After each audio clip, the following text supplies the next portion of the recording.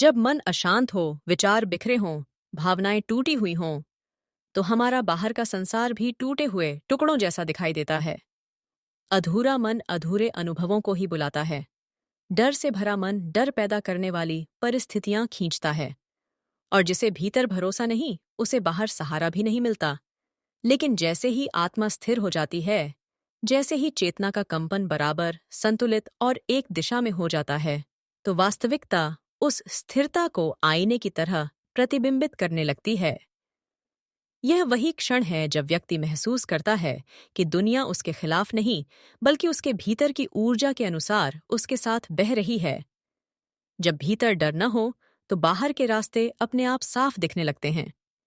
जब भीतर स्वीकार हो, तो बाहर विरोध धीरे धीरे समाप्त हो जाता है। जब भीतर प्रेम हो, तो बाहर के संबंधों में संघर्ष गलने लगता है।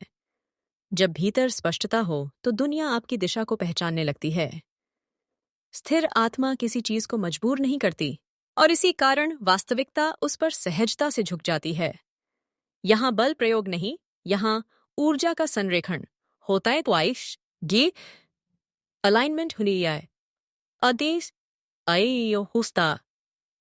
एक शांत झील आसमान का प्रतिबिंब पूरी तरह दिखाती है, वैसे ही शांत चेतना ब्रह्मांड को अपने अनुरूप बनाती है। स्थिर चेतना 3 तरीकों से वास्तविकता को बदलती है। पहला, वह प्रतिरोध रेजिस्टेंस को समाप्त कर देती है। जब भीतर ना कम हो जाता है, तो जीवन के हाँ दिखने लगते हैं। जिस रास्ते से आप भय, क्रोध या पीड़ा के कारण बचते थे, वही रास्ता समाधान बन जाता है। दूसरा, वह ऊर्जा को एक दिशा में बहाती है।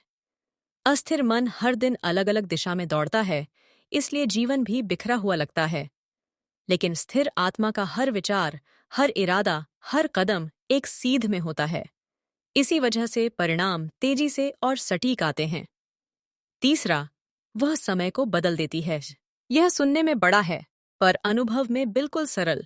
स्थिर चेतना के लिए सही चीजें समय पर आती हैं, न जल्दी न देर से, क्योंकि भीतर का संतुलन बाहरी घटनाओं के क्रम को भी स्थिर कर देता है। लोग इसे अनुकूल परिस्थितियां कहते हैं। वास्तव में यह भीतर का कंपन है, जो बाहर की घटनाओं को पुनः व्यवस्थित कर देता है।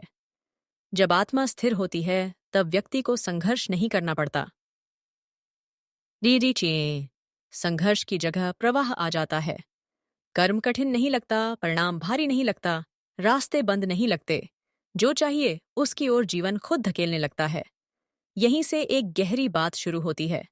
स्थिर आत्मा को अब वास्तविकता को बदलने की आवश्यकता नहीं रहती, क्योंकि उसकी अपनी उपस्थिति ही वास्तविकता को बदल देती है।